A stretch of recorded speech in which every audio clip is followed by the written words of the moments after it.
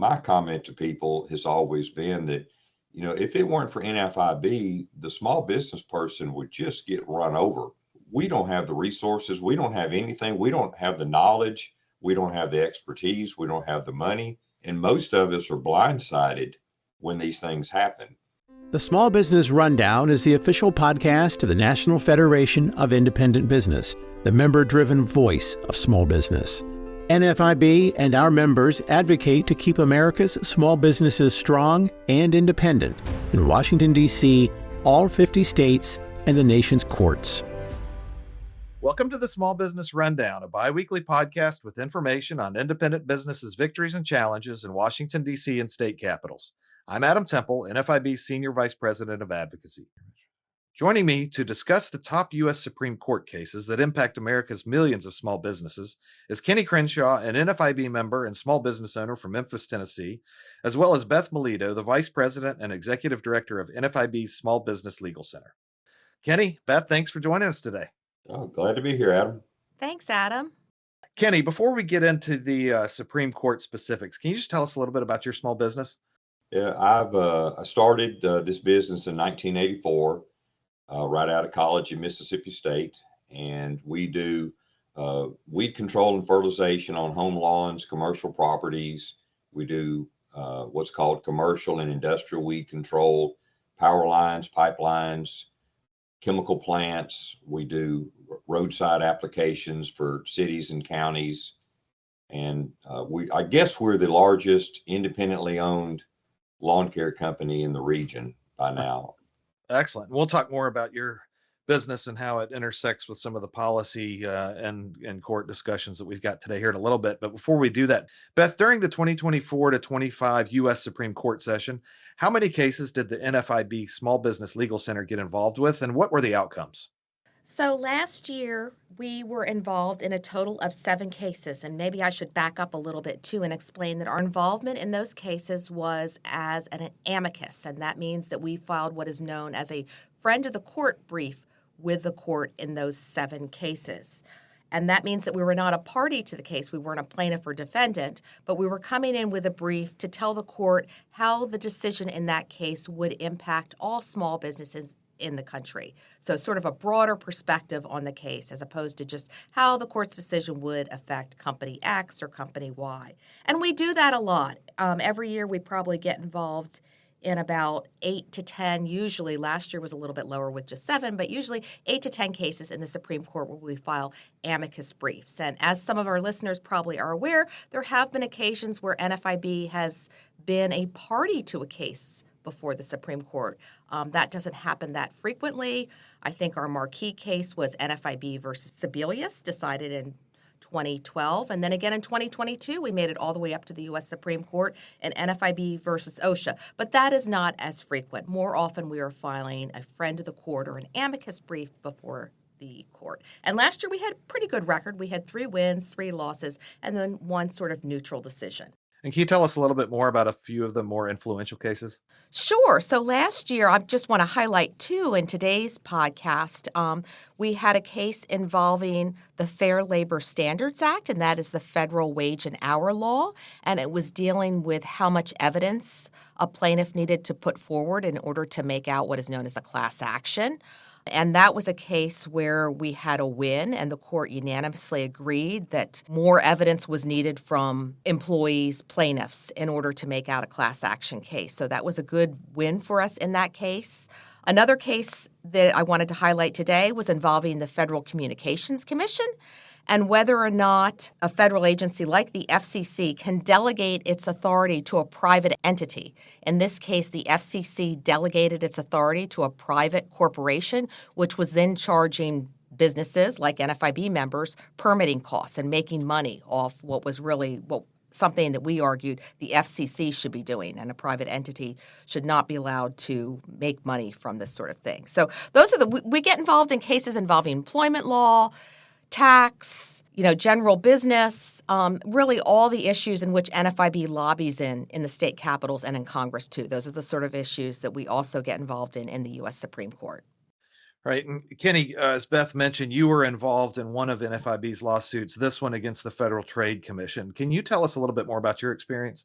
Well, someone with the NFIB contacted me and said, Kenny, do you guys do these ongoing contracts? And I forget this, what's it called, a negative option contract, basically like your gym does, like your termite company does. We just keep coming until you tell us to stop. So this is standard for lawn care.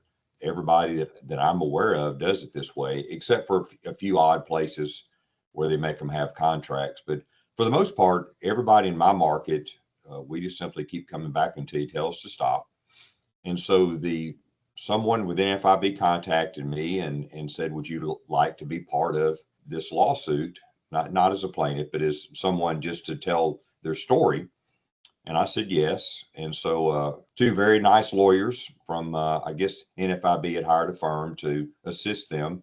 And they interviewed me for several hours one day to ask me how our contracts worked and how this was going to affect us. And then they wrote it up in some sort of a document, sent it back to me to review. And I said, yep, that's exactly what I said.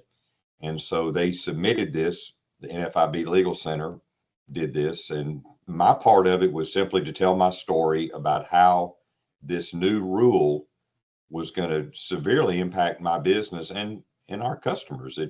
Our customers expect to have our services done this way. It's been this way. I've been in business 41 years. It's just a standard way that we do business. And they were going to change that dramatically, expensively. And as all of these federal regulations go, every bit of the cost gets passed on to the consumer. So it's not a business expense, it's a consumer expense that we were going to have to pass on and inconvenience our customers. And so fortunately, the courts struck down whatever the rule was. I'm not sure what the reasoning was, but it went away. Now we'll take a short break. In a big win for small business, the federal government recently committed to alleviating the privacy and cybersecurity concerns threatening Main Street from a law known as Beneficial Ownership Information Reporting. But the fight isn't over. The Federal Financial Crimes Enforcement Network has stated they will destroy the database of U.S. small business owners' personal information that was recently collected. But Main Street needs that action to happen quickly. Small businesses are calling on Congress to act now and fully repeal the dangerous beneficial ownership reporting mandate. Take action online at protectsmallbusiness.org and tell lawmakers to repeal the invasive and unconstitutional beneficial ownership reporting law for small businesses. Welcome back. You have plenty on your plate, though, and sitting down with a couple of lawyers for a few hours is probably not something that you have a lot of time for. Why did you think it was important to get involved in this case? I've been involved in NFIB for a very, very long time. And, my comment to people has always been that, if it weren't for NFIB, the small business person would just get run over. We don't have the resources. We don't have anything. We don't have the knowledge. We don't have the expertise. We don't have the money. And most of us are blindsided when these things happen. And so as I learned the things that NFIB has done over the years, one of them that I remember was they kept the city of Nashville from taking a lady's property. They condemned it, and NFIB got involved to keep the city from just running over this lady. And so I've, paid attention and watched what they've done over the years, and I've just been real supportive of the idea of having an advocate group to help those of us in small business that could not do it ourselves. Well, with that in mind, what advice would you give to other small business owners on how to get involved? Well, I would certainly join NFIB. As far as I know, we have a state director in all 50 states. And a lot of times NFIB will have a local meeting of some sort periodically. But I would just encourage people to join NFIB. It's not expensive, and you get way more for what you spend than the money that you spent. And I give above and beyond the regular dues, and I have for a very long time. Well, looking ahead, Beth, the new Supreme Court session starting soon. Do you have any predictions on small business cases that they might consider? So it's hard to predict what the Supreme Court is going to do. Right now, their docket is a little bit light for the upcoming year. They start their new term. The justices get the summers off. Isn't that nice? So they end the end of June, and then they get a few months off, and they come back the first Monday in October. And right now, the docket is a little bit light, as I said. We are following right now one case that involves Enbridge Energy, and its attempt for many years now to build a pipeline through Michigan. This would, of course, help the energy supply. And this is, I think, a great case where it shows NFIB's activism at the state level, at the federal level, and now in the courts, too, which is something Kenny has been, I think, just highlights so well, too, because he has supported NFIB. He gets very involved with our state director in Tennessee and working with the state legislature there. As Kenny has shared today, he has also got involved in NFIB's court cases through the Small Business Legal Center. Kenny has even helped us out on regulatory affairs, which, fighting back against some Department of Transportation regulations over many years, too. So, he really highlights how important it is for NFIB members to get involved and how important it is for the courts and for legislatures and even regulators to hear from real small business owners. Because, when we put Kenny's real life scenario into a comment letter to the Department of Transportation, that means a heck of a lot more than just Beth writing a letter and saying, this is burdensome, we don't like it. But when I can include Kenny's stories in there, which I have done many times, it's been so helpful. And the same with the court cases, too. Kenny taking the time to put together a very thoughtful declaration for the federal court. And I want to mention, too, that in that case challenging that rule, the click to cancel rule, we won. And it was in a large part because the court heard from actual small business owners like Kenny how the real world impact on them. So that's really, really incredibly helpful. And Kenny, thank you so much for your support for so many years, especially with the Legal Center. But right now we are supporting Enbridge Energy in their attempt to build this pipeline through Michigan. They are doing it in a very thoughtful way. They've complied with all the permitting requirements, the federal permitting requirements, and the state of Michigan is still trying to shut it down. So that case has made its way all the way up to the U.S. Supreme Court, and we did file a brief recently in support of Enbridge Energy. So that's kind of right now the only case on the docket for us, but we are certainly watching to see what else the court takes. If I could add something, I can tell you in Tennessee that our elected officials are very attuned to what NFIB is saying. And I've been involved in several roundtable discussions with legislators. And it's been my experience, and people don't believe this until they get involved. The legislators will push the lobbyist out of the way to get to a constituent. And when a constituent walks into their office, they want to see you. They want to know what you have to say, because small business owners are very influential in communities. And people want to hear what small business owners have to say, and especially legislators who get elected. Absolutely, Kenny. That's the experience that we've seen too, is we've got lobbyists at the federal and state level and have great relationships with lawmakers, especially those that are friendly to small businesses, but it doesn't permeate the same way as when we have a member come to DC or go to the state capitol and tell their story and what the impact is on them as a constituent. So I think it's a fantastic point. Somebody like our state director, Jim Brown, when he speaks to a legislator, they know that there are thousands of small business owners that are paying attention to what they're doing. So it's not just Jim Brown speaking to the legislators, it's all the small business members of NFIB. And if I could interject too, in the same vein, courts want to know when an association sues to stop a regulation or a law that we don't like or we allege is unconstitutional, they want to know that NFIB has members behind us, that we can, put forth somebody like Kenny when we were challenging the click to cancel rule, that we actually have a member there. We have a member. This is going to affect him. This is how it's going to affect him. A real life example. And it's not just NFIB with nobody behind us there. So thank you again, Kenny, for all of your support, federal, state, and in the courts now, too.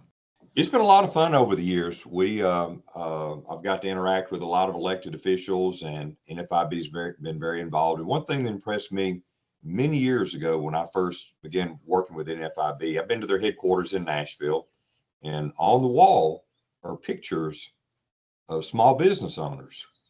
And, they said that this is so we never forget who we work for. and the walls are covered with pictures of member businesses. It's very impressive. It's a good reminder. Well, I think that's a good note to end on. Before we go, though, Kenny, do you have anything else you'd like to add that might be of interest to our listeners? You may not think that the government or the legislature or the Congress has any impact on your business until they do, and then it's too late. So it's really much, much better to be involved with NFIB because they know about the legislation way in advance. They know when it's being drafted, they know when it's being discussed. And most of us out here that are just working our businesses, we don't know about it until it's said and done. And I think on this piece of legislation, I guess there's actually a rulemaking. If I remember correctly, Beth, I'm wanting to say that they got 17 comments on a regulation that was going to affect 100,000 businesses. So they had tried to slip this through, but thanks to NFIB and other groups that were affected by it, they got it turned around and stopped. Yeah, it's hard to keep track of all this sort of nefarious things the federal regulators are doing. And our members do not have time to read the Federal Register every day, and it's hundreds of pages because every day it is hundreds of pages. But we do try to keep track of those things and comment when it's going to affect our members. And again, including stories from business owners like you, Kenny, in our comment letter is very impactful. I know when the folks back in the Environmental Protection Agency or the Department of Transportation are going through these comment letters, the real world stories have an impact. I found in my experience that the vast majority of people in government are trying to do good. They're not trying to do bad, but yet they don't have experience in various aspects of business and the economy. So it's very important that those of us that have that experience are notified by NFIB, and then we can get involved with NFIB and then join with NFIB to win these cases, not just to help businesses, but to help the community and the citizenry, Well, Kenny, again, thank you for telling us your story about this legal case, but also your past involvement and the perspective of a small business owner. We really appreciate your time. You're welcome. I'm so glad to be here. Beth, and thank you also for your time going over the last session and what to expect in the coming months. A link to learn more about key small business cases will be in today's show notes. And as Beth said, this is also the Small Business Legal Center's 25th anniversary. So you'll find information on some of the top court cases affecting small business owners over the past 2.5 decades. Now I want to thank you, the listeners, for joining us on today's Small Business Rundown. We'll be back every 2 weeks bringing you news and analysis from Washington, D.C. and state capitals so that you, whether you're a small business owner or a supporter of one, could continue to blaze a trail. The Small Business Rundown is brought to you by NFIB, the voice of small business. You can find us at nfib.com and on Twitter, Facebook, Instagram, and LinkedIn.